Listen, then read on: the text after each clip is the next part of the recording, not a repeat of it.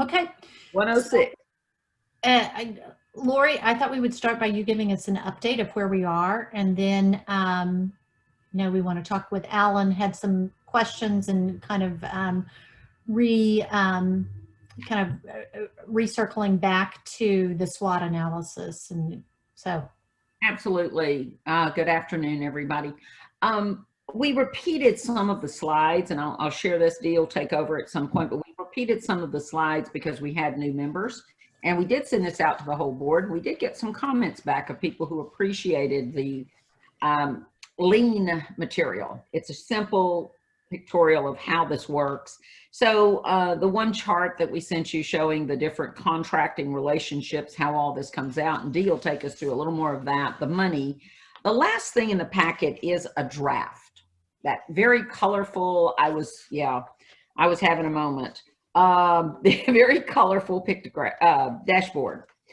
Dashboards are all in vogue, and all of the other boards are exploring ways to give a dashboard effect for childcare, especially in our board packets. So this is not definitive. This was simply, here's what we know, here's the kind of data we think you would be interested in, but we intend for this to just be a working draft today. What other material goes on it? What color scheme? What kind of treatment? Should it be a publication document, something that we can flop out like a newsletter every month from the chair? I mean, we can do this, but we think it should be the task force's sort of statement in the board packet, since we haven't had one. Something that's, instead of a report, it's every month, it's a statistical and a piece. So hopefully you like that. Dee, talk them through where we are in childcare, because boy, it's been a crazy 7 months, 6.5 months. It has been. It's constant change, but actually it's not all bad change. It's actually been pretty good. Things that we really didn't expect that would happen coming from TWC, things to help our providers and trying to keep providers sustained and ready for the economy to come back alive and people to go back to work and have a place for their kids to go and have some quality care. So things have been changed in a manner that we never even expected. We're paying providers that have been closed through September 30th is the last day we'll be cutting it off. That was just the stabilization grant. It will end, and that was something that the state implemented to help those that were temporarily closed during COVID. So we had about 20 that have closed since then. So that's kind of where we are with closed providers. Those that are temporary closed, that's a little bit less, maybe about 12 that have closed permanently that we are aware of, that's in our system. So that's just based upon information that has been reported to us. So Dee, those, based upon those that are closed, what happens to those kids?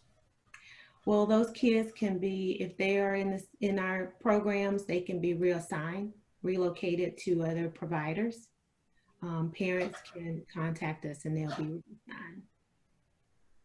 And we feel confident there are slots available at other providers?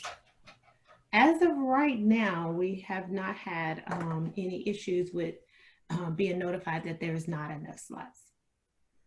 I think my big concern, Gilbert, has been that the centers are closing probably because of so many no-shows and drops. If you're not a part of the subsidized system and you simply drop, no one's paying you to hold that slot till the kids come back.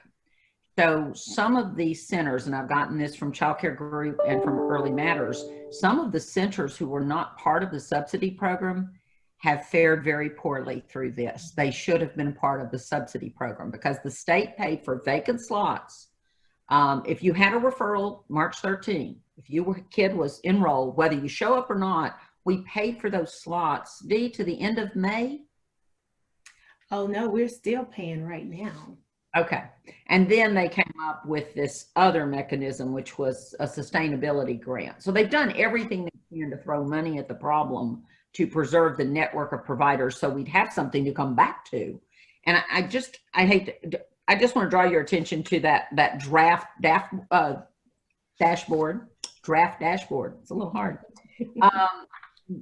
for the first time, we've run where are the children's parents working, and we came up with Walmart, Amazon, Parkland, DISD, and Kroger.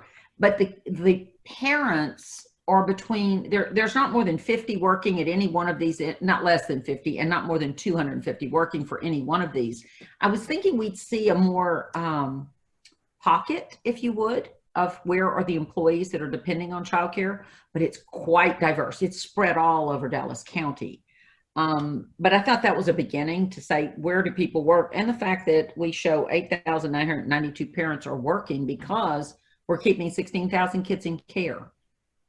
That's an amazing conversation that we need to have as a board, because it is about, Susan. You're on mute.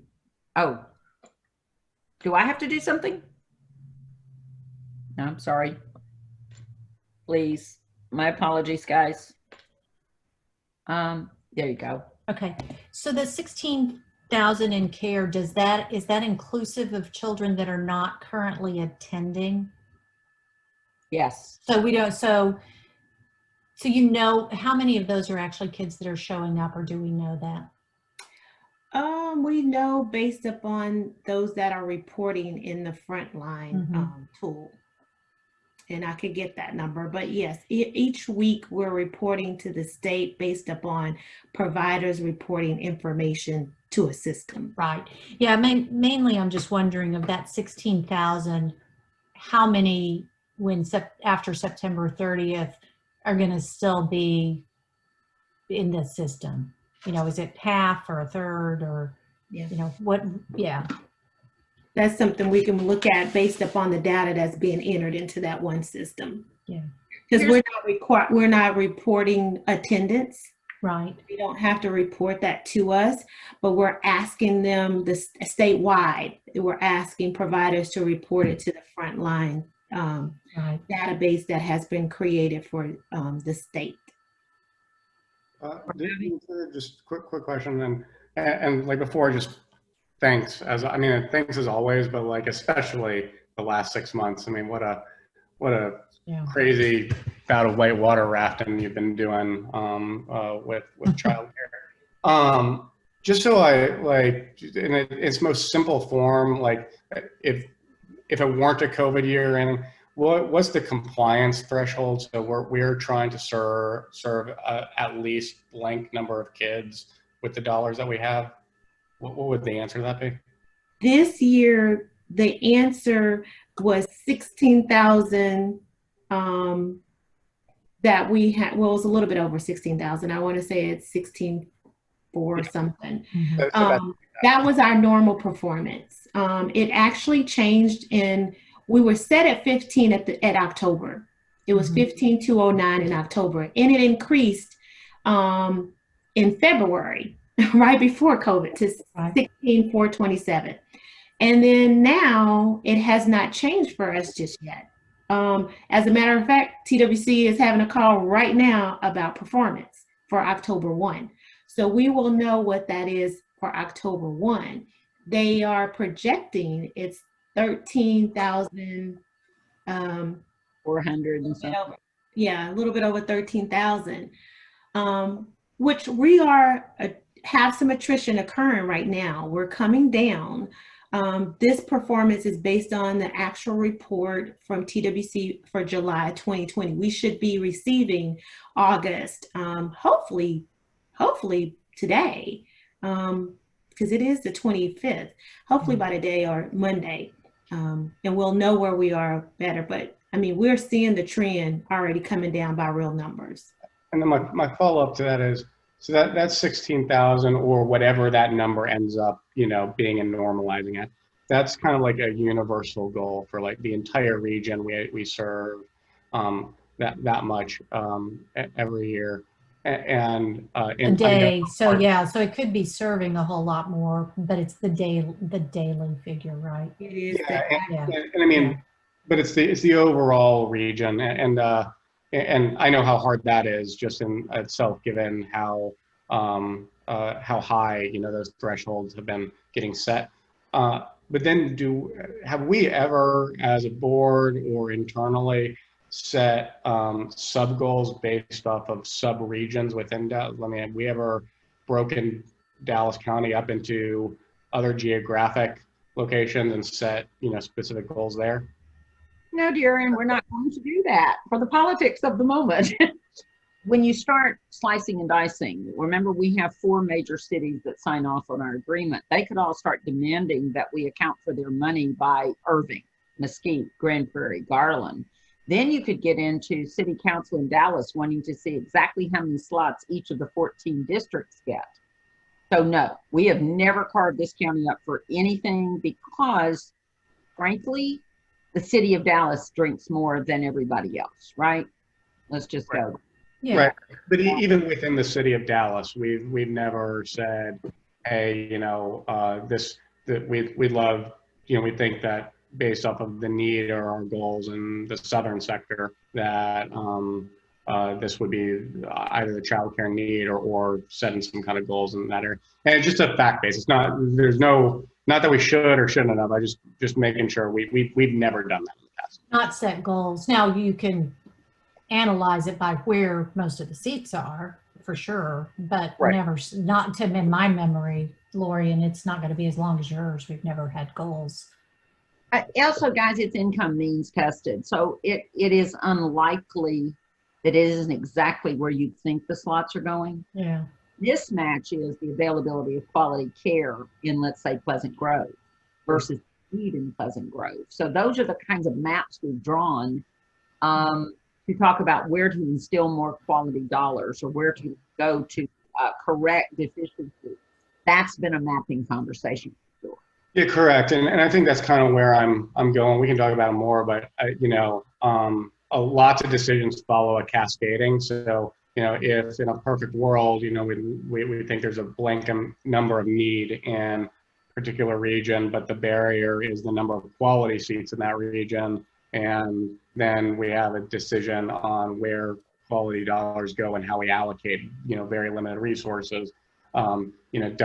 Is there a framework for meeting some board set goals there or not? And it sounds like the answer to that right now is no, but we'd also have to be very careful if we were to do anything to make sure that we understand all the dynamics at play, especially given multiple cities and some of those things that you highlighted.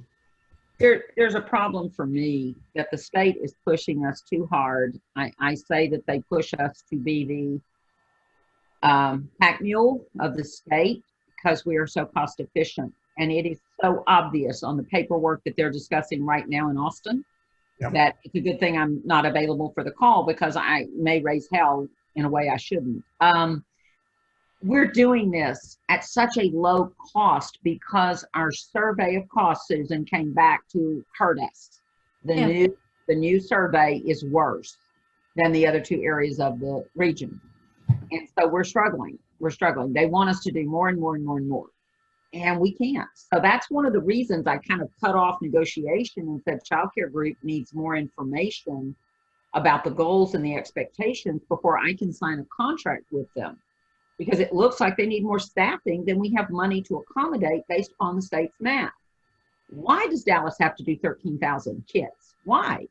Yes, there's a need, but also we'd like to balance this out a little bit, but they keep hammering me. Let me stop there and ask, does everyone on the call understand what the survey is and how that drives costs? And I don't know, I mean, if y'all do, then we don't need to go on that, but if you don't. No, I'd appreciate just giving me the elevator speech, Susan, if you don't mind. Well, I will, Lori can do that because my elevator speech is a very tall building. Yeah. Okay. Every year now, it was every other year, but I think they're going to every year. UT is doing a survey to find out what the true cost of care is in each community. They're using that survey to measure our reimbursement rates and pretty much put a ceiling on us. They use that every year. So we had raised rates, if you remember, then the state raised rates. But now we're up against a wall that looks like the rates we're paying are about as far as they'll let us go because we cannot pay more than the market published rate.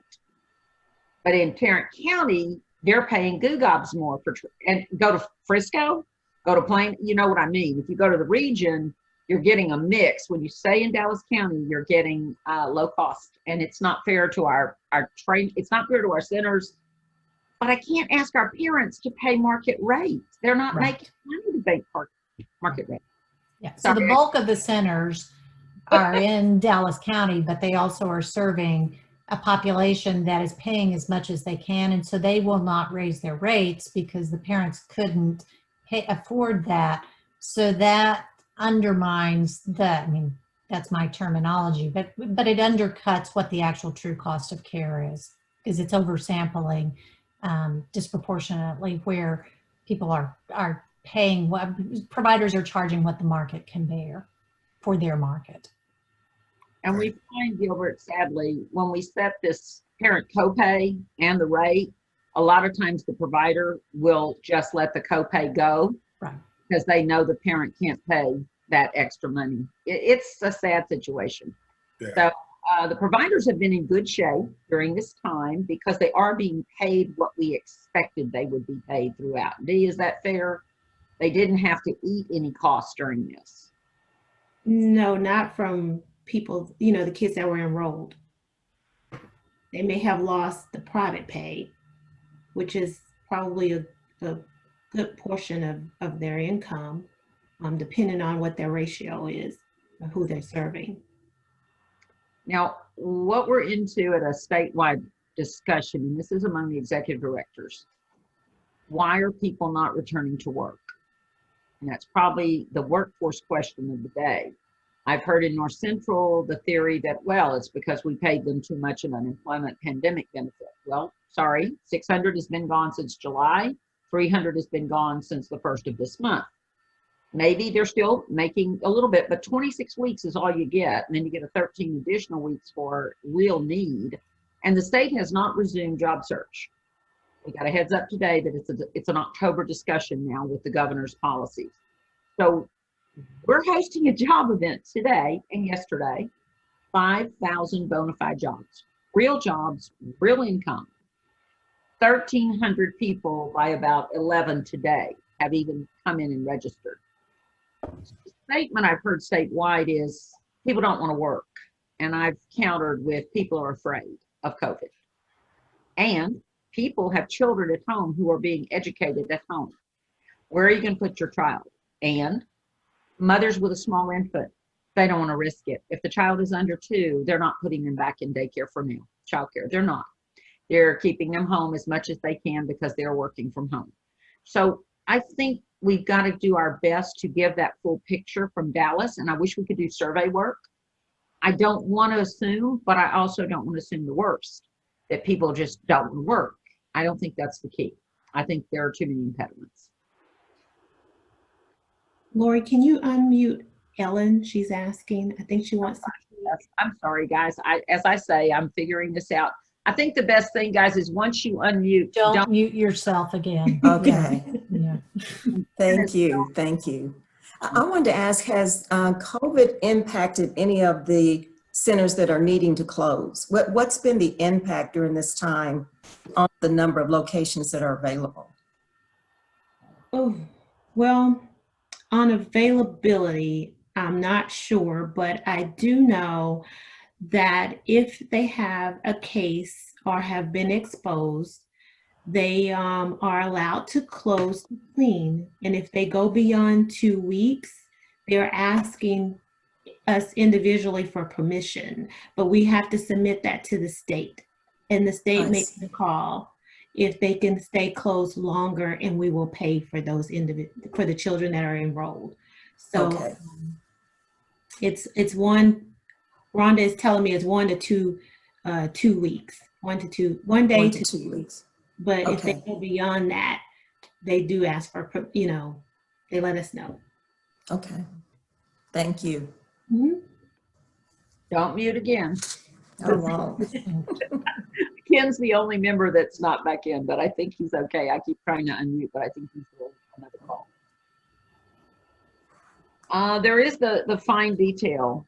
If we could go to your second page, D, behind the initial graphic with all the money and the people, and just talk about the confines Sadly, we're only given, I mentioned already how costly it is to run a program this size and how they expect us to keep doing it at a bare minimum. But beyond that, what else is on this chart that's very small print? We're going to have to fix that. It's really tiny.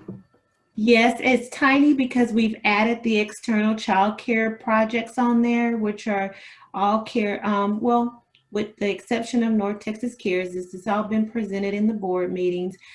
These are dollars that we are, we've set up a application process for the providers to submit to us, and we're paying the $3,000 or $5,000 micro grant that is to the provider to help them with any operational cost.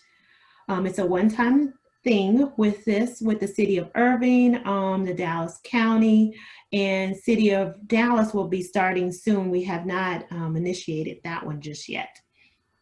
But we've been paying out and providers have been applying. It has slowed down a little bit. We've seen slow response with the city of Irving, and they have two different programs, one for the provider and one for the parent. If the parent is actually going back to work, the city of Irving is, if they're a resident, they're paying for the care, and it is not income based.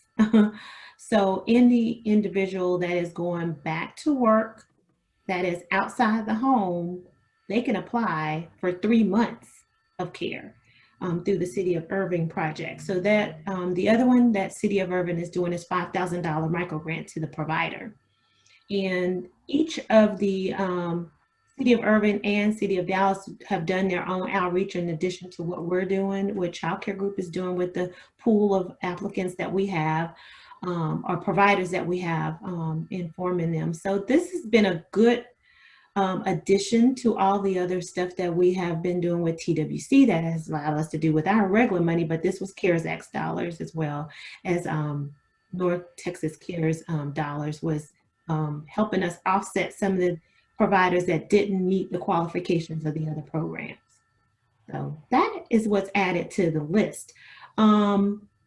We've updated this chart from our last meeting where we have received substantial amount of dollars from TWC for all of these different activities during COVID. So that has been included into Childcare Group's contract. This is not our normal. It's probably about anywhere close to $20 to $25 million in addition to what we would normally get for sure, with all the different activities that has been added during this time. We've increased the operations cost a little bit to allow the transition. We're working at home and making sure that we have systems in place and equipment in place to keep things going. So that has been a change in trying to just keep up because there's been a lot of change. We've had to assign, Childcare Group has assigned different people to do different things with all the changes that we have going on. So that has been a challenge, but seems to have worked through it. Processes we're communicating just about daily. I'm talking to Sherry and Rhonda probably on a daily basis now. So childcare has taken a big toll on our system, which is good. Imagine. We, yeah, I would never thought I'd be so entwined in childcare like this, but yes, but it's been a good experience. So you'll see that change on here. It looks drastic, but it's because of COVID. Match dollars and Department of Family Protective Services dollars are included. And you'll see on the dashboard, we kind of put those numbers out on the side for protective care because that's not part of our target, but that is a population that we serve based on referrals coming from that system.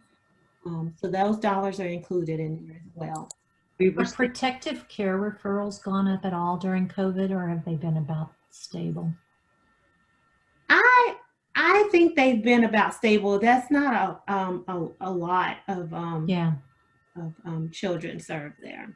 No, I just wondered if we'd seen, anecdotally, we hear that there are fewer abuse cases reported. I don't know, that's not anecdotal. I think that's the case. I didn't know if removals had changed at all. And I will make sure that I report that back to you. Okay. Susan, something of concern, CPS is not going to come back from virtual, from what we understand. Say that again?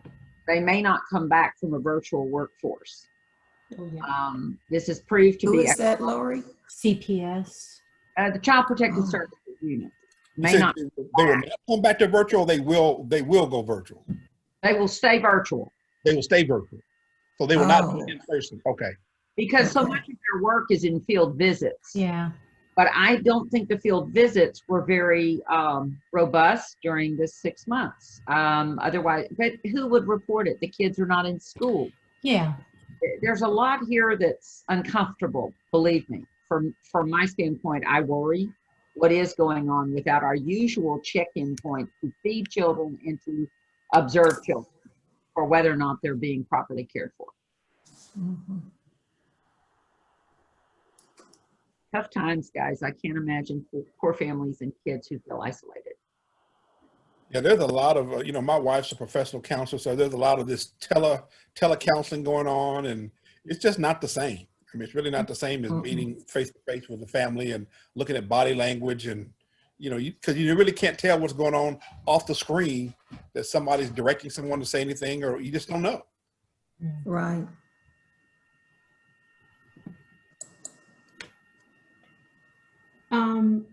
Quality dollars is just about the same. We will be adding a few more dollars. We're asking for an extension to TWC next week to go past October 31st. They're allowing us to ask for an extension to December 31st. We have been allowed to do some different activities than what we would normally do since things came to a halt. No assessments have been done face-to-face, so that is funds that we have not spent. But now we're starting to do that virtually. We actually are leading that for the state in partnership with North Central and Tarrant, with doing virtual assessments to get people on TRS so we can have more quality providers ready to go when people return back to work. So we will be adding a few more dollars to childcare group. We're trying to look at our allocation and see where we are, what's unobligated right now, what is not spending, to determine where we go forward. We have provided PPE to over 300 providers doing this time, spending nearly 150,000 on those things. And we plan to look at that again and probably do another round of that to assist with them having the necessary supplies on hand. So, And those to childcare group. yes. We now have Tori on the call, Sherry and Rhonda. They were all muted, but these guys have really stepped up. Their team has stepped up. They've done drive-bys. People come through, drive through, get curbside service, get their box of equipment and supplies. And Rhonda has been very diligent, the whole team, but Rhonda sponsors a once a week check-in call with the providers that's very popular, a coffee chat. They're struggling. I will tell you the two complaints that I got. One was from Sharon, our past board member who does run a center. Both were complaining that they are not prepared to educate children when they leave school and are there to do their homework online. They want us to pay, and how, I don't know. I've explained that to them. I think it's a source, perhaps a conversation for private money. They would like us to pay for them to hire tech staff, tutorial staff to work the afternoons to help kids with passwords, login difficulties, and then assignment difficulties. Yeah. That's sad, but that's what has come through very recently. I've gotten those two complaints. Well, that makes sense. So can I ask I know this is probably not a very smart question, but the total CCA contract is this year 121 million plus, correct? Yes, as of right now. So does the quality, then what's the quality set aside for that? Does it still the 4% on that, or is it applied to a different number? No, the 2% that we Oh, get is 2%, okay. based upon our original CCF allocation only. Okay. Okay, so it's not the additional dollars. No. Okay. Gotcha. So, yeah. What is that total amount? For this year, it was 2.6, but 738,000 is specific to mentors and assessors. That it is totally based upon that. So 1.9 is stuff that there might be flexibility on, and 700,000 is more prescriptive and or more confined in terms of what the use can be. absolutely. And we are, I think we are in the 3rd year procurement for quality services. So we do have the vendors that are listed on the previous chart with the Dallas College, Campfire of Texas, first 3 years. One-offs Together for Children. Mhm. So we've done multiple projects with them, and also we have some professional development trainers that are on a vendors list to help us do some of the trainings. So, but we did have, as I said, we have a little bit more flexibility right now because the state has issued that. And I think that's where some of these things are coming from with the complaints. But because some of the funds were previously allocated, that's what we're looking at to see what is not spending, to see how we can reallocate some of the funds that have gone out to some of the providers already. Yeah, that makes sense. And then just one more question, just I guess, was it 121 million, whatever it is, any year, maybe we say 100 million just to use a round number so that I can understand the percentages. But like, one thing that I'm really appreciative of is just how fiscally responsible the team always is, and you know, if anything, fiscally conservative, which makes me feel good as a member of governance, right? But just as a fact-based matter, like, what would be the maximum amount of that, if it was 100 million, that could be allowed for like management from our vendors? Operations. Yeah, operations versus, you know, and regardless of what it is today, because I know we've been more, frankly, fiscally responsible in other parts of the state on this. So just what's the range that we see across the state of how much gets allocated for that overhead? Lori, you can take it on, but I know it's a big range because we complain about this all the time because we're so lean on it. Yeah. And when the state issue out this the projections and the estimates, we are always in that category where we're much lower than everybody else, and so this is when we say we get penalized for being efficient. This year's money, D, is like 6.4 mil or 5.8. What is this one's? It was, it's actually 5.8. That's including our admin, the board admin, and the operational costs. And so we're running at 4.5%. Go ahead. We're running at 4.5% overhead right now. Always. Yeah. Always. And that's kind of our benchmark. Yeah. Yeah. Other regions in the state, what's the high? Do we have any sense as to, like, you know, what's the ceiling? Yeah. And what's the floor? What are they? You know, I'm kidding, but like, what's the highest? One of the worst is Tarrant. The other worst is Abilene. Go figure. I'm going to step over here and find it, D. Y'all keep chatting, but I've got the chart handy. Right. So I think for a long time, Tarrant County CCA also held the Abilene contract. I don't know if that's still the case, but I think that's probably why those two are tied together. Yes, because CCA managed both those contracts, right? And I think they are no longer going to do that in Abilene. I think it's out for procurement. I think they've let it go. Yeah. But it has been for like way since before me. Yeah. Yes, a long time. And whatever it is, and it doesn't have to, we don't have to answer it now. I No. just like to know if is that 6%? Is that 9%? Like what? Yeah. What's the The top. difference? Yeah, it's on the data that TWC have analyzed for us, and it's statewide, so we can look at that.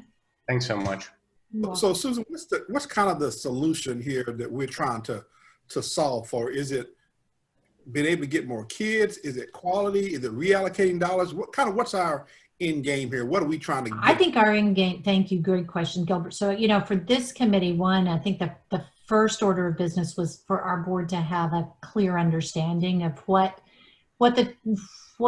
just overall what the landscape is. I think in terms of parameters, the state sets the number of kids in care, so we don't have a lot of wiggle room. I mean, that is set externally. Yes. What leverage do we have that we can pull that can make a difference? I'm going to speak to that in the SWOT. Pretty yeah, I think, but Alan can talk about that. Okay. Yeah. So I think, you know, I want to step back and see just in the vein of understanding and everybody having a common point of reference.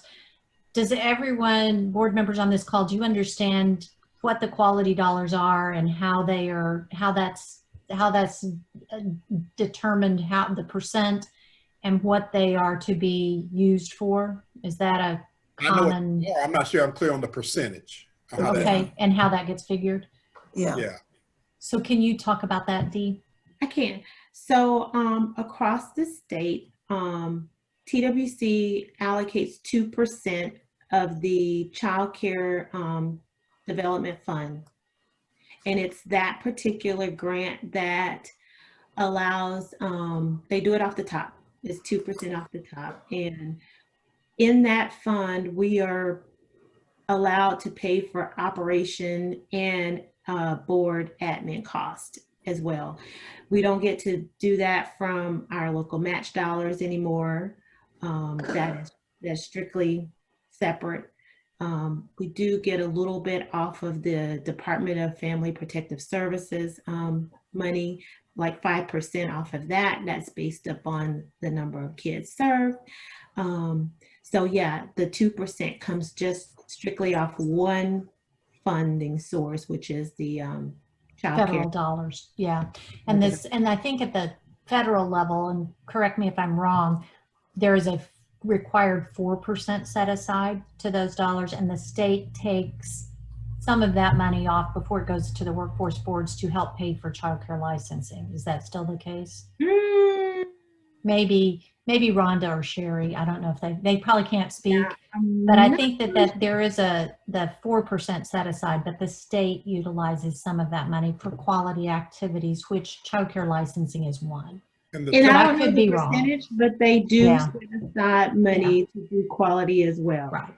That 2%, is it 2% of this 121? No. It's our original allocation. Actually, if I look at our board packet, I can tell you what that is. No problem. Yeah, so the 121 is inclusive of additional dollars that came down that the quality set aside did not apply to, because it was an extraordinary circumstance, or it was new dollars. Gotcha. So for whatever reason, that formula didn't apply. It was Okay. CARES Act money, and quality dollars didn't apply to that. Non-recurring stuff. I got you. Correct. Yeah. Our efficiency conversation. Estimated norms for the end of BCY 20 for the Dallas board is $1.25 per kid. So they're gonna elevate that to $1.28. Woohoo! Now you go to Austin, and Austin and rural cap seem to be the outliers this year, really out there. $2.60 and $2.65 per. And the state is raising those to, let me see. Surely not. $3.09 Oh, wow. and $3.80. That's probably right. So on the surface, I mean, to me, that says that if they were doing like we were doing, they could serve more kids, right? Is that simple? Yeah. So they've made, yes. So that's the So choice I mean, on the other hand, we could do that same thing. We just be serving less kids, and we wouldn't be hitting the numbers that the state has allocated for us, right? correct. You remember my pack mule conversation though? This is what annoys me. Yeah. Why Okay. should Dallas carry the load? And yet, guys, I don't have to apologize to anybody about where we spend our money and whether or not we're doing the best we can do to serve enough kids. We don't take anything off the top. A lot of the boards take a very large sum of money off the top to operate these programs. North Central is operating at 250 and they're going to go up to 272. Tarrant is operating at 229 and they're going to go up to 238. And we're at 128. So So to me, like if I was the daycare provider, I want to go to one of those markets rather than Dallas. I mean, if it's about money, and being compensated, if I could, I mean, to me, I could get more money for the same service that I'm doing in another market. but you get less volume. They'll pay a higher rate, but they won't serve as many kids. So it's 6 to 1. Yeah. It evens out. So, and again, this 125 to 128 is compared to the 260 in Austin, or the 125 is based on the market survey? No, this was No, the okay. conversation. Remember the Okay, 4%? that's the ops conversation, which it's driven by, that's a local decision for the board? Yes. Gotcha. Okay. Except the state has decided to norm it. So Got they've it. history, and Mhm. it is an unfortunate rendition of continuous improvement. Instead of looking at all and forming even a bell curve to say what's most efficient, they simply say, according to your history, how efficient can you be? And they've agreed this year to give everybody a little room, but 128 versus, and the way they justify it is we have such a massive system. Well, North Central's catching up with us. North Central has a very large budget and a very large system for those 14 counties, but they serve a very small number of who they could serve, and yet gave us, if y'all recall, they gave us $12 million to Mhm. help us serve more kids. So they're being very good partners, but they do run a very expensive system on the admin ops.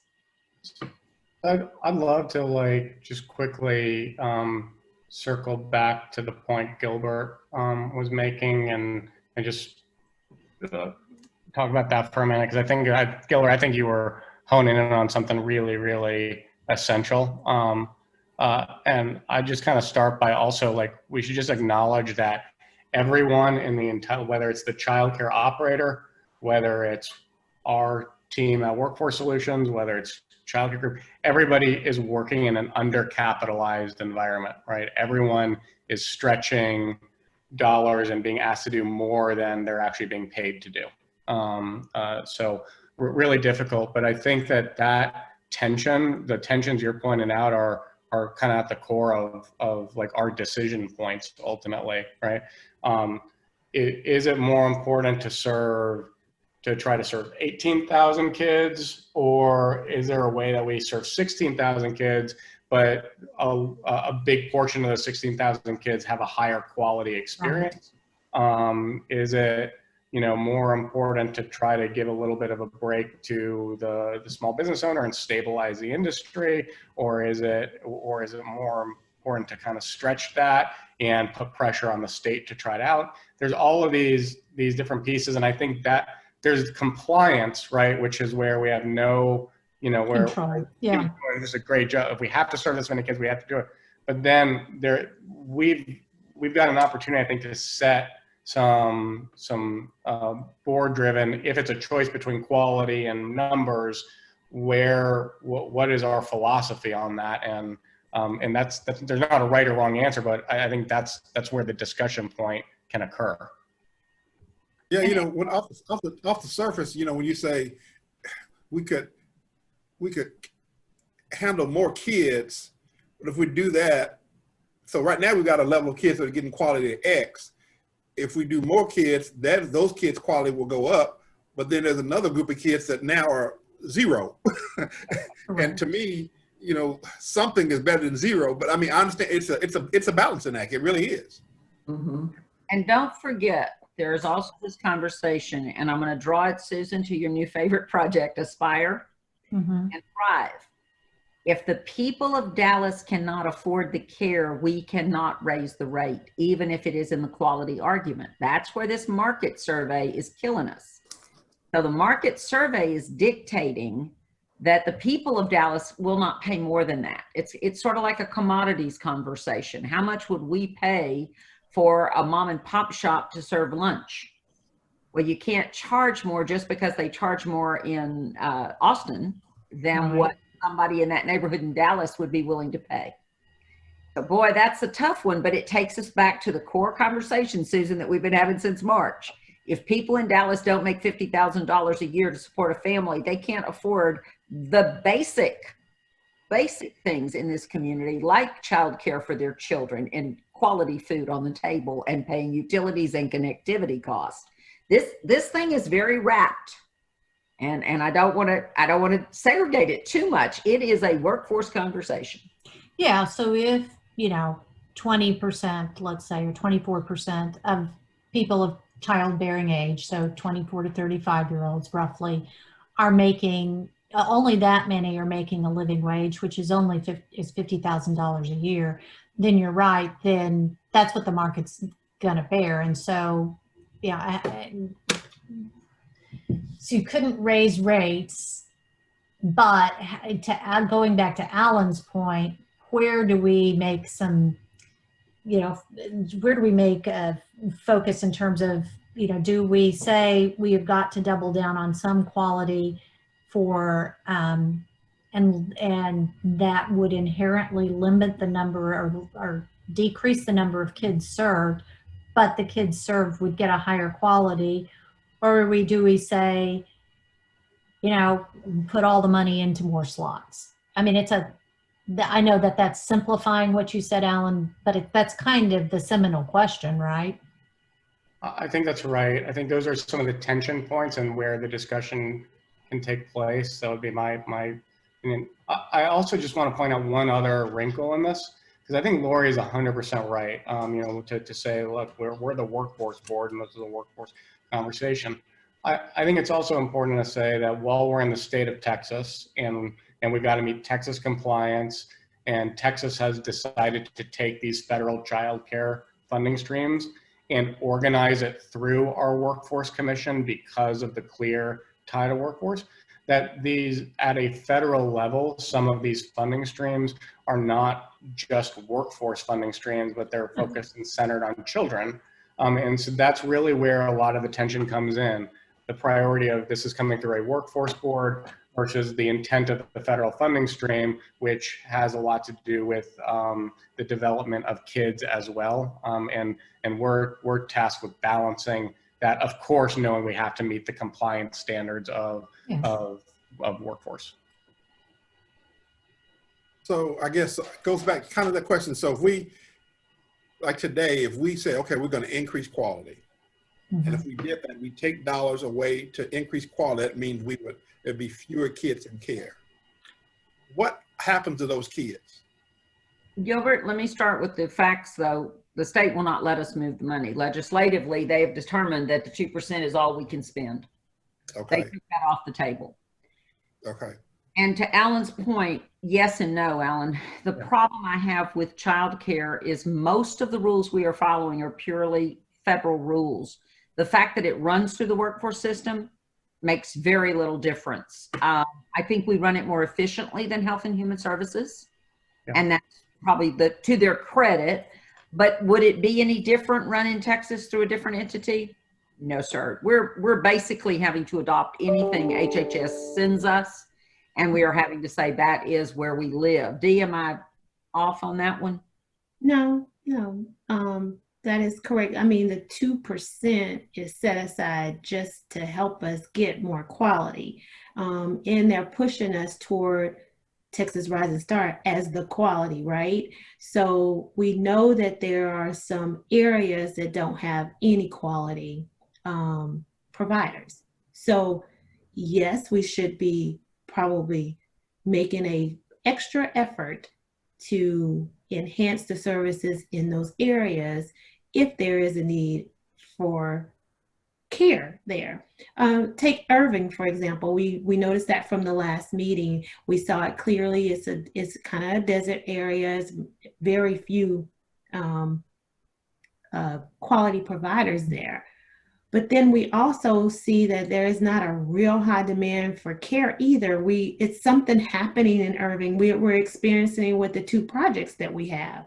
We're not seeing the outcome that you would think we would get, but maybe it's something we're not doing. We're not talking enough in Irving. We're not finding out. Maybe we need to do some survey work in Irving to find out what's going on. But yes, those are the type of things that where we can put more focus, Alan, on those areas that we know we see the need with that 2% to increase Texas Rising Star providers in the area. So a little conversation we have with Dallas College, just to say, they are on it. They know what's happened. Their Mesquite campus and partly Brookhaven used to be the only game in town for getting a credential in childcare. And that was kind of robust for 25 years. And it has lost its charm because it doesn't lead to money. You can get that certificate and you can go to work for a Head Start or DISD in the old days. Now we're talking to them about a Department of Education, because that's really where college is going. And what can they do with the money we've previously invested? Of the money, Dee, how much of that goes to Rob and what's in their quality contract? 300,000. 300,000. And that was intended to train a bunch of people, but who's got more time now? People if you're in childcare, you're working probably 6 until 8 most days, because you got to clean before, clean after. We've got, cleaning now. The pandemic is so much on everybody's first tab, must do the work. So I think we've got an opportunity, Alan, to resculpt how we deal with quality. We got a lot of people wanting to play in the quality area. And the only one thing I just feel that is not appropriate at this time is a fee-for-service conversation. So we've heard a few, and one would be a temporary service, let's say, to have some staff come in and out. Guys, I can't fill the jobs we have. There are no people wanting to jump into temporary work in childcare. Plus, temporary work might pay that person more than the childcare worker that's already there. There are all kinds of conversations, but my goodness, it's a lot of noise, and I would love for us to get it into before the procurement. And the procurement would be next spring, Dee? I think so. I think because we're in the 3rd year, so it should be coming up. And we could do it early if we needed to. Yeah.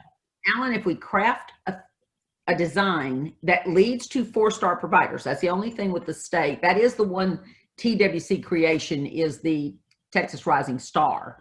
And there's a lot of criticism about that. I've opted that ought to be part of licensing. It ought to be connected, and licensing isn't having it. But we are told we must create more 4-star providers. Quality is the goal. Take it from there. What else could we do with quality? You see the projects that are on here. 501 ops, yes and no. It's got mixed results. It's not the hottest spot. Dallas College, we've already talked about. What does Together for Children do for us, Dee? They do the intensive leadership training. That is it normally would be about a 9-month program. We kind of forced it a little bit better, but a little time consuming there. But it is a program. They are out of Austin. They've been in business for a while. They've been doing this for a while. They actually just got awarded a TWC grant for childcare staff retention activities, which we are part of. They got about 9 workforce boards that will be working with them on this to try to do some staff retention activities. That's going to be very interesting. That's one of those projects that Susan kind of mentioned, where TWC has to set aside quality money, and that's what they're doing. They're pushing out RFPs to help with some of the areas of retention. That was one of their main priorities, but that's what they do. Campfire does a director's training as well. They do CDA. We have not utilized the program for CDA, but are considering it. They did propose that this time, and especially now that it's online, we might be trying to do a little bit more with them on that. First 3 years is I want to say reflective training. Yeah, it's They have a reflective supervision. Yeah. supervision. There we go. Yeah. I knew I was leaving out a word. Very good training. Awesome. But we're excited with partnering with them about that too. And so these are new people that have come around this time in a different capacity, in working with childcare. And childcare group actually manages all of the projects that we go and get these different vendors to do, because they have the relationships with the providers already. So they help us recruit, they help us track the services, they help us get people, help us organize so we can not duplicate the services and have different cohorts going at different times throughout all of the programs. So they kind of help us make it happen. And Dee, what in this is regional that we don't want to disrupt? Just the assessors? The assessors, which is required, that's part of that, the 700,000 that we put aside, and we're able to put a little bit more if we need to. We have partnered with North Central and Tarrant, so we wouldn't have to hire individuals for these certifications that come up at different times. So we're all working together with about 15 assessors on our list. It was a procurement that our board did to organize it across the 3 programs. Childcare Group actually manages it with North Central and Tarrant, and we assign them as needed. We have a flat rate. You may have seen that in the last board packet. Now we're including virtual assessments to get providers at least Texas Rising Star 2, just to get them in, which gives them some perks from coming into the program, where we can help them advance to 3 or 4. So we're starting that process again. So that's one that we really don't want to touch right now, because that's actually working across the region. And that way it gives us some continuity and consistency across all 3 programs, because we have overlapping providers in areas. So that way we're looking at the same, we know that we're evaluating the same.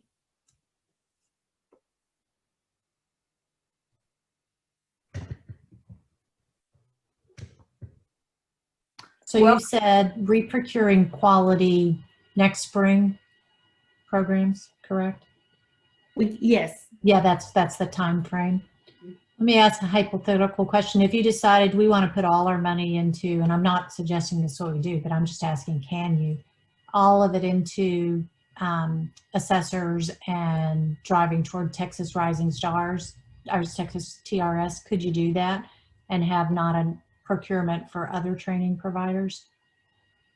I'm not, again, suggesting that would be, but if you want to say philosophically, we're going to drive quality and we believe this is the best way to do it. Again, not recommending that, I'm just asking, could you put all the money in that basket?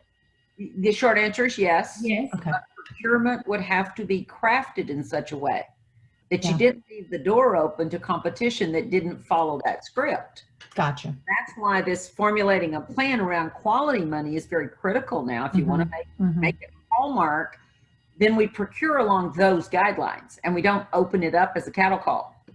Right. We say, this is what we're looking for, and responsible vendors should apply for that money. So that's the only. Yeah.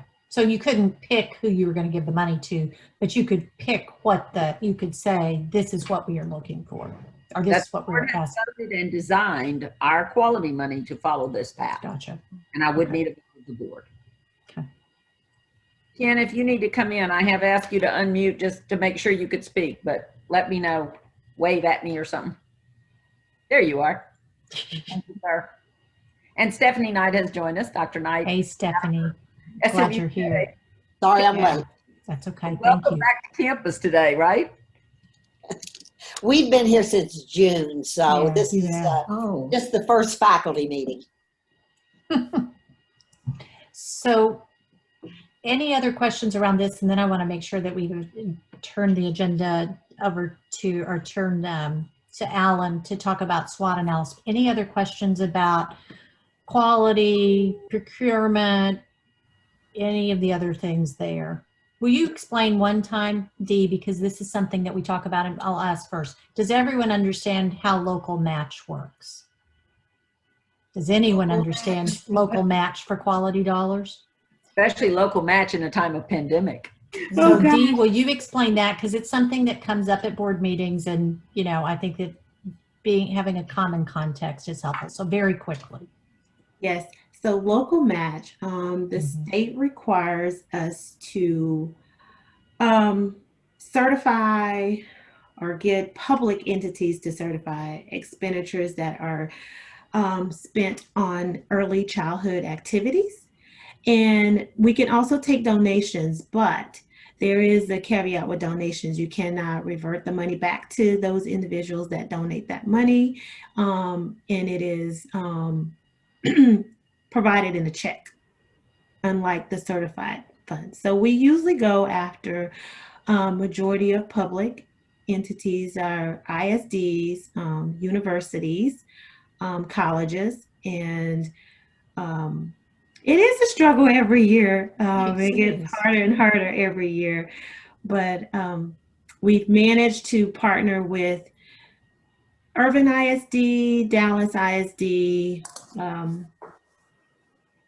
Richardson ISD, City of Mesquite, City of Dallas, and Dallas College. So those are our normal providers that help us do the match. It is very hard to get in the door, and trust me, I know this because I'm the one that's been doing this for a while. It's very hard to get in the door, the right door, to understand the purpose of it, because it doesn't give any entity anything directly in return. What we can do is show you how many kids are being served in that area because of that match money, or how many more kids can be served because of the match money. It is about what the money has to be spent on, because there are restrictions even in childcare, and it has to be non-federal money unless it is CDBG, right? That is correct, and that is the key, the non-federal. And pre-K dollars are already matched from the state, so we can't even tap into that. That is off the top for the state. So it's a matter of I think with the city, with DISD and Richardson ISD, because they have some private pay individuals coming in with after school or before school care.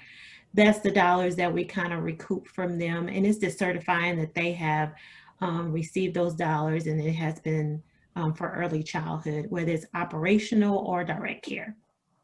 And so that is a task every year. We're probably 4.5 mil is what we have to match. And it's 2 to 1 mostly. And that $9 million is part of our direct care allocation. So it is within the amount of money that we receive from TWC. And if we don't match that money, then it's not guaranteed to us as well. So not to further complicate an already complicated system. So, but there's needless to say, this should further make us grateful for Demetria and Lori for the tremendous amount of work this takes, and then also for Childcare Group, who has been managing and figuring out how to navigate a really complex system for many, many years. So it's no easy task, as I can attest. So thank you all. Thank you. Any other questions around that? And then I think we want to turn over to Alan to talk a little bit about our SWOT analysis. I just have one last question, and this just builds off of Susan's question, which I thought was great. And it's the same thing, which is, in fact, I probably wouldn't ever suggest this, or there would be there's a lot of nuance to this. I just want to understand the flexibility that we have. So, Susan had asked, could we put all the quality into sort of one topical area in theory to write the RFPs? Do we have the flexibility, if we ever wanted to say, we want to focus in our quality dollars on coaching, and we want to focus on these 10 neighborhoods and write an RFP to scope to geographic bounds as well as topical bounds, so long as we're not prescriptive on the vendors? I would say for the most part, yes, Alan, but we still have to meet the goal of achieving the STAR status, and that's not necessarily proved to be that helpful in the hardest to serve environments. Let me just go there. Yeah, yeah, I have to meet the goal ultimately. So yeah, there's just a flexibility thing. Yeah. Yeah. D, more on that. I'm sorry, but that was Exactly. I was going to say, as long as the intent is to increase Texas Rising Star in some fashion, that we get there.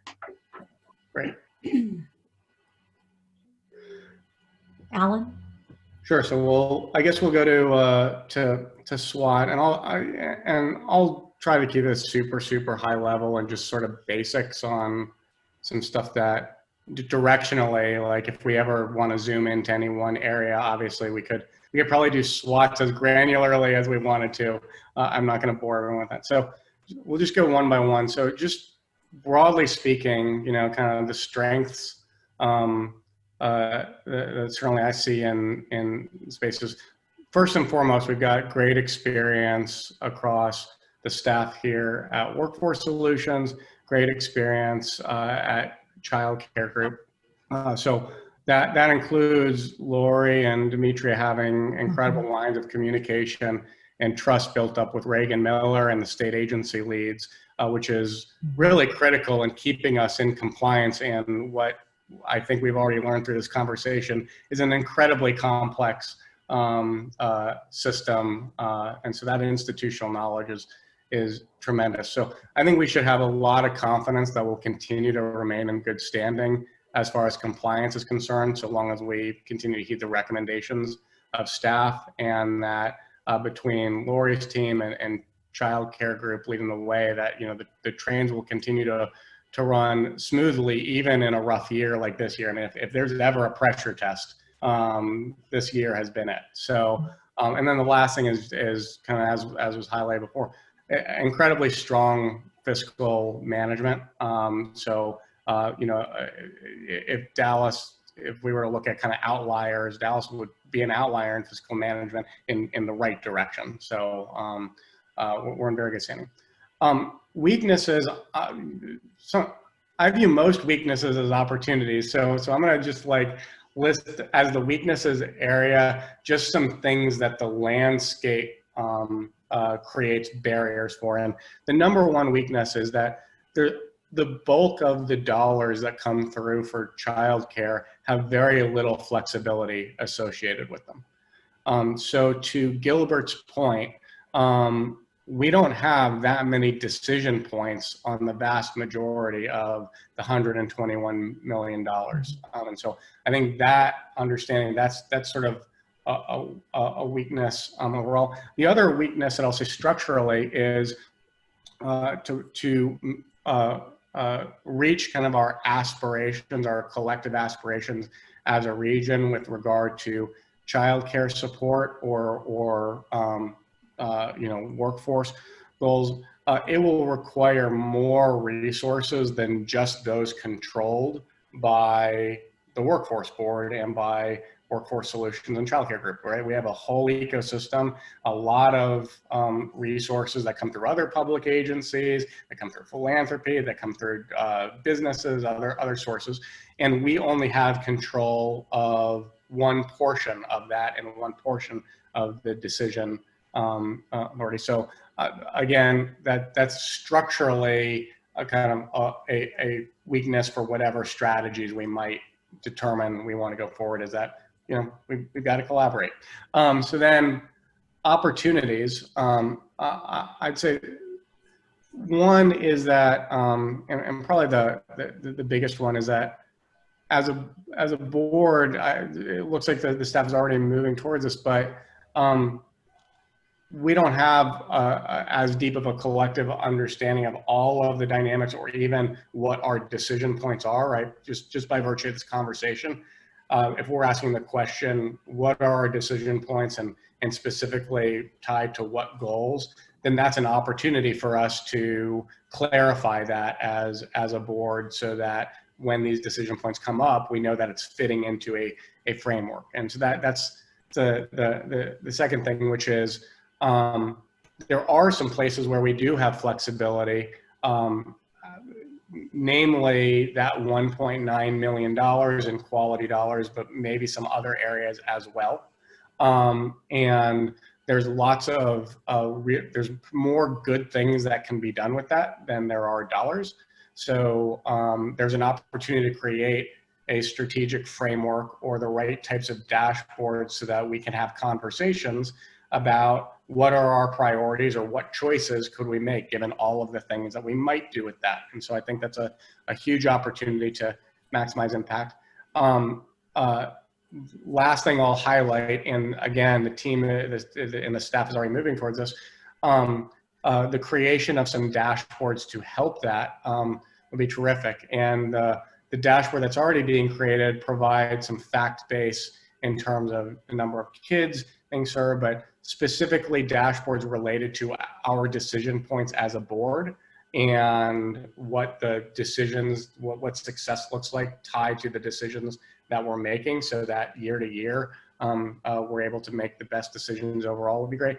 And where there are dashboards, if there are opportunities to disaggregate some of that data by race, by geography, etc., just to have a very strong dashboard. And because I think we are in a moment of time where there's greater clarity of the importance of equity lenses as we look at all of our work, and it allows us to have much more focused conversations and have that equity-driven conversation. Then the last thing is threats, and there are two primary threats. Sorry, let me back up. One big macro opportunity, and this is the last thing I'll say here. I think a lot of our conversation here has been scoped today in terms of what is our decision authority or what are the operations of workforce solutions, and yet the problem dynamic is this collective ecosystem. And so I think some of the goals that could be set by a board could actually be more ecosystem goals, even if we are not the ones that are supposed to find the resources. And so that will tie to a threat. So the threats are these, that if we don't set the collective ecosystem goals, someone else will set the collective ecosystem goals for us. And since we are the largest purveyor of dollars and resources, it seems like we want to make sure that we're helping lead the way and not feeling like we are a barrier to collective goals, but really helping to set that roadmap. And so we don't want to do that. So the threat, the other threat is staff turnover. So we have such strong individuals that have such deep knowledge that, you know, I'd lose sleep if any of our great staff left tomorrow. So it's just making sure we're really systems rich, as well as personnel rich. And Lori, just very directly, you know, we've had the conversation several times about just how strong Sherry and Rhonda are at Childcare Group. And if someone were to get sick tomorrow, or better scenario, if someone won the lottery tomorrow, and were to say, you know, there's something I can do with more impact with my newfound wealth, then I would lose sleep over that. So that contingency, the lack of Succession clarity, planning on their side, yeah. yeah, is a threat. Yeah. And then the last threat, which is obvious, is we're in a unknown environment right now with COVID. So there's lots of moving parts. There's lots of changes to the policy environment that's going to be taking place at federal, likely at the state level. There's lots of unknowns in terms of timing. So, you know, we just don't, that lack of visibility in this moment in time creates some threats that we probably can't even predict. So that's, I'll just pause there, and anything anyone wants to talk about or reflect on.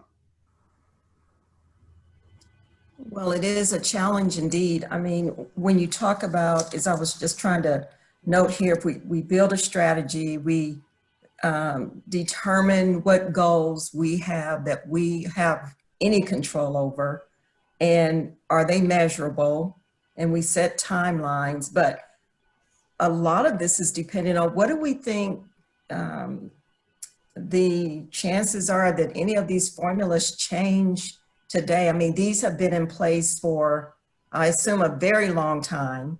So we're thinking with the state and all that, it is going to remain what it is. And it seems like the space with which we have to work is so narrow in some places. But I think it is wise, definitely, for us to have some goals that are measurable and within what we have control of. But then I just look at what is the priority? Because you mentioned a number of things that, so how do we first determine what is priority with the order that you mentioned? So Ellen, I'll push my personal belief on this, but you know, people can certainly have differing opinions. I think that we need to be able to write down in a very clear, and that's what these dashboards can do, what the fact base is and what the options are, so that we can just have a discussion about priorities.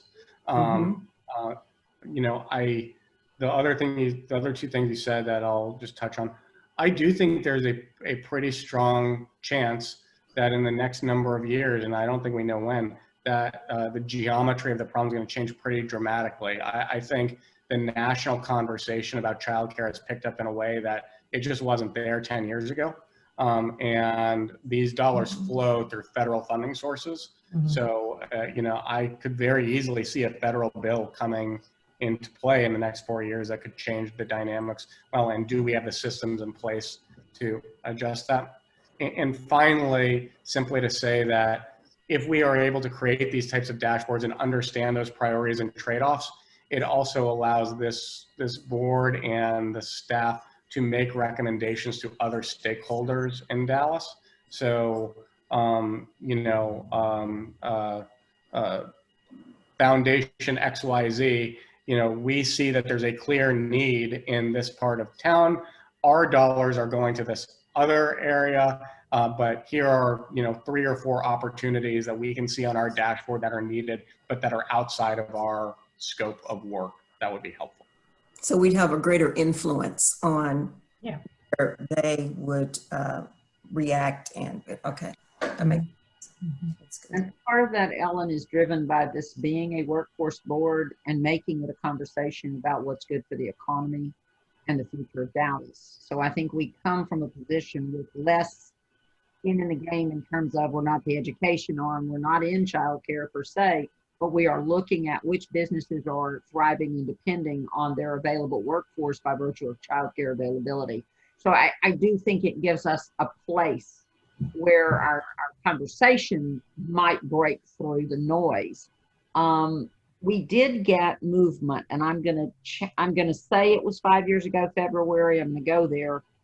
The reason money began to get really intense for childcare was a Paul Ryan, Chuck Schumer bill. Go figure. You know, remember those days? Yeah. And volumes of money flowed. But my fear is, does this become less important in the health crisis, less focused? I don't see a lot of focus in the federal budget on childcare. They're going to keep it at a certain level, but are they going to make the difference? Are we going to say that 4-year-old and up go to the public education system, and 0 to 3 is going to require us to look at something other than childcare centers as we previously envisioned them? Are we going to look at more licensed homes, smaller pods of kids, redesigning structurally what a childcare center can do now to protect children from just the flu, not even the pandemic? But I think it opens the door for some massive restructuring of our thoughts about who cares for children. And it's going to be around the career women who are 25, 35 years old right now. Those career women are coming to me, people we do business with, they're saying, I can't stay in my job. I don't know how to do this. I have a 1-year-old. On our staff, we've got 3 under the age. I think, the one just born. And I mean, this is causing family stress at a level that Okay, I'll get another one. Okay. Yeah, So- no, I think you're right. So if our target, and again, that's the workforce of now as well as the future. So, thinking about what are the pressure points for young career families, and it's both parents, but still predominantly women, I think, somewhat disproportionately. So I think that's, if we have, and I think this is, community wide, several entities, particularly around Dallas Thrives, very focused on increasing the percent of young adults who earn a living wage, then childcare is a central resource for that. So I would say that's one leg of that school. So thinking about that, I think we also always want to think about, and I'm sorry to get on my soapbox here, but the people who work in childcare, the employees, and predominantly women and predominantly women of color who provide childcare, are doing so on poverty wages, regardless of the amount of training that we provide for them. And so I think we have to always be mindful of the system if we are trying to raise up young adults who earn a living wage. I want to be real careful that we don't do anything, whether we're setting our goals or the flexibility that we have in any kind of policy, that we don't inadvertently cause that to be done on the backs of people who already are being exploited. So Yeah. that's I think we cannot ever forget that the workforce in childcare is not a well-paid workforce, That's but true. most of us who have kids depend upon it. Susan, just to put a finer point, we are the workforce board, and I cannot treat childcare as an in need or No, growing industry because they don't pay enough to get people. exactly. Yeah. Right. Think about it from that side. If we treated it like an industry, we have to make serious adjustments for it to be an industry that we train for. Yeah, and I think we can't, we need to say that out loud, because I think it's not a secret, but it is one, I think it is, most people probably don't, if they don't know it, it's just, they never think about it. But the workforce and people's economic mobility is highly dependent upon keeping an underclass of predominantly Black and brown women working for poverty wages. But I think Alan brought up a good point. I mean, there's a lot of issues to address here, and Yeah. there's only so many we can address. And I think that dashboard is critical for the board to understand. These are the areas that we can have impact. There are other areas that are great and could be beneficial, but that's not really where we as a board could necessarily have direct impact. But we may be able to partner with someone, like you said, within the ecosystem to make something happen.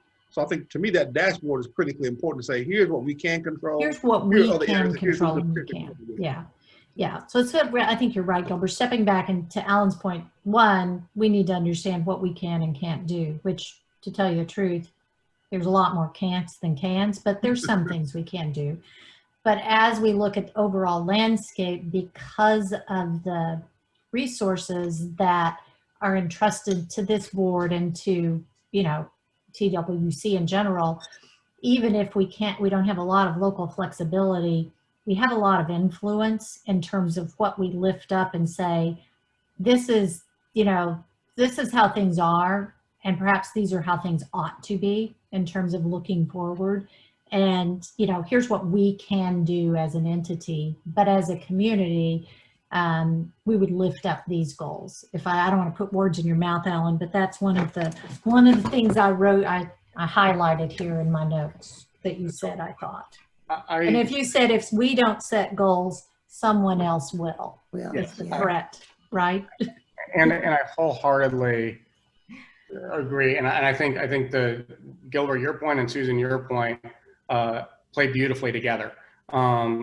So, if we were to say as a board, one opportunity as a board would be to say, each year we want to highlight one or two major structural issues that we want to make sure are really understood. And, I can't think of a more important issue than what Susan just spoke of, given the platform that we have, how important it's going to be that either the federal system or the state system or whatever, at some point, figure out how do we provide the right kind of professionalization of this most important industry is something we can speak to, and that what we can do is be advocates or shine a light.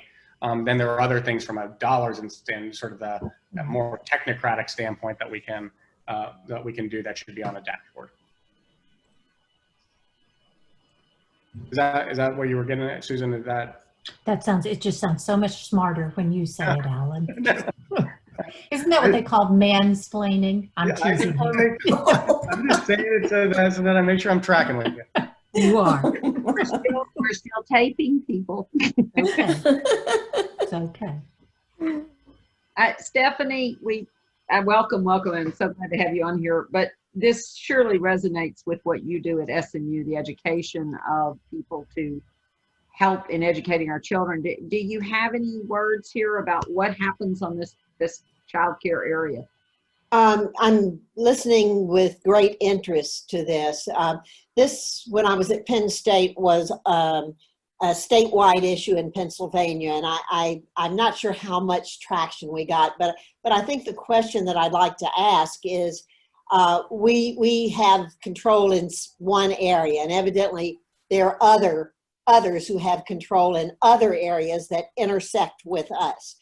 Has there been any attempt at forming a collaborative so that we're at least all at the same table discussing our common issues and goals?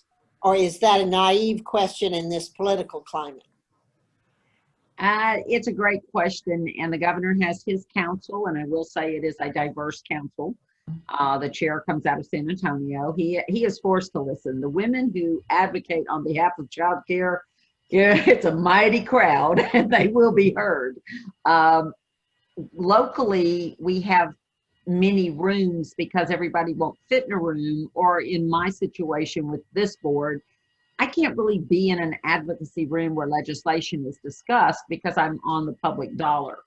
So I am as an advisory when I can be. But Early Matters Dallas was created specifically to create this advocacy piece. Yes. Then they try to do some other things, and I think the advocacy is where we come back to. So you have Melanie Rubin, who works for Childcare Group, who is an amazing authority, well respected by the state on legislative challenges. You also then have Libby. What's Libby's last name? McCabe, with Early Matters Dallas, and as a consultant who sits on the statewide board, or the Child Care Group board, the board coming out of Austin, and is she's very dedicated to the cause and seems to be outspoken on the issue, and the state does listen there. Susan, who am I leaving out that has voice and a table to sit? I think locally those are probably the two, I think those are two more established groups. I think there is certainly a coalition of, and maybe it's more informal than formal, of actual childcare professionals, led by several strong leaders in the field. And so that's one issue, and I can see that the fragmentation would hurt. The second issue is I do not think that the childcare workforce will gain the respect and rewards that it deserves until we have some sort of degree granting, certification kind of process that elevates these child care workers. So whether we're requiring, I know the push in Pennsylvania was to require degrees, and to provide scholarships that enabled people to get these degrees. Are we doing anything like that in Texas to elevate that working force? Oh, I'd say yes and no. Dee, do you want to talk about TAUIC or any of the others that we have so many advocates at the table, but the degree, we're in a difficult period, Stephanie, and I think you may have heard me during a board meeting say the most protected workforce during the pandemic has been the person who has a degree. Only 5% of those on the unemployment were degreed, but business is pushing credential rather than degree. And you heard that from Joe and from Jason. So we have a disconnect here. Dee, is there anyone out there that is saying degree around the early child other than, you know, us talking about it? But I mean, is there anyone pushing that agenda, or is it more about this credential, which in fact does not get anyone into a private for more money, but it does impact their public employment? They can work for a school district and work for Head Start and make more money. But what else is out there, Dee? Well, I mean, well now, Teach is allowing you to get a 4-year degree with their scholarship, which is something new and good. I mean, that's good. But I mean, the entry level, You might explain who Teach is. oh, it's through TEYC. Look, my mind has Texas Association for Education of Young Children. Yeah. Yeah. It was like, wait, I know this. Yes, thank you. So they have the scholarships, and now you can apply for the 4-year. And yes, you put a little bit with it, and the provider is on board with it. But of course, you know, it creates them getting that credential and moving on. So it's good and bad. I mean, when you have the provider involved, but it is something that they can help pay for now. We work with the 1-year certificates with Dallas College with that was originally through Eastville. CDA, of course, we're pushing that a lot, but then they can go, like Lori said, to pre-K or Head Start. Head Start. Yeah. So I think Stephanie also, you know, at the further fragmentation of the system is that, you know, Texas Workforce Commission and the CDA and Texas Rising Star is to improve quality is a push on that, really, and from that system. But childcare licensing is responsible for what the actual, you know, qualifications of caregivers are, as well as all the licensing requirements. And those have remained very low for as long as there's been childcare licensing. And, you know, and part of the reason why is because if you elevated, you know, it's a conversation. If you elevate the requirement that, let's say, everyone needs an associate's degree to be a child care provider or whatever, anything beyond the high school diploma, which is currently the requirement, then there is not money to pay for that. And so I think that's the, you know, you elevate the requirement without the dollars to pay people what they should be paid if they have a degree. Catch-22. It's the catch-22 of child. Yeah, I mean, yeah, it's where the funding comes from for childcare is, you know, certainly there are public dollars that help pay for childcare, but predominantly it's paid for by parents who are probably paying about as much as they can, and in many cases, much more than they really should be able to afford. So, just to utter what's obvious, but the childbearing years are not your best earning years. So that's true. Young adults, the 25, 27, 28-year-old, having the most infants to care for, which is 250 a week. And when 30 years ago, it's probably 170. I mean, it's huge now. So I see young adults in the college system telling me they pay more for their child care for 2 children than they do their rent. So we've had that dialogue. Should there be some assistance or tax relief or some credit for young adults to pay less now, more later, betting that if they get their education, they would be able to pay back something in taxes or something else. And it's very difficult. We talk about every challenge you could dream of. That sounds like a student loan to me, Lori. I understand. Yeah, on the front end. Yeah. And Lord knows we don't want to open that can of worms again, do we? I'm afraid that can of worms is going to get open on healthcare. Yeah.